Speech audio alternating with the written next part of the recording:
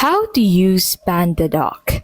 In this video, I'll show you how to use Pandadoc. So to get started, go ahead and open Pandadoc and then go ahead and create an account on Pandadoc. So you can create an account with your Google account or your LinkedIn account. Once you have an account, go ahead and sign in to your account. Now explore the dashboard. You'll be able to find the templates tab at the left side of your screen. So in this section, you'll be able to find the templates that you have created. So you can create templates on your Pandadoc account. You can also browse available templates by heading back into the templates tab.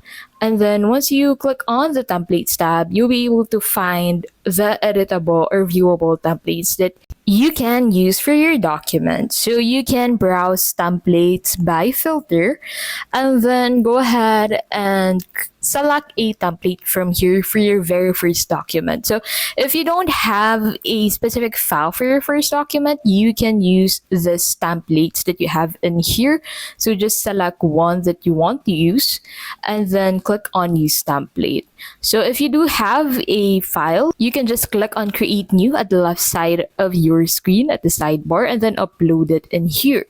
So for me, I want to use a template. So simply select a template and then click on that continue or add one item button. And then in here, go ahead and create the document name, add the recipient, and then click on continue once you're done with this. So you can go ahead and proceed on editing the template that you've selected into this section.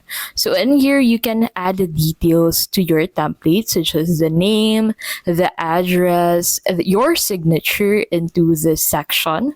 So once you're done with this, you can go ahead and send this to the recipient by clicking on that finish document button at the top right. So as you can see, you can also add more items into this section by using the content that you have at the right side. And that is how you can basically use Pandadoc. If this video was helpful, please don't forget to give this video a like and subscribe for more videos like this.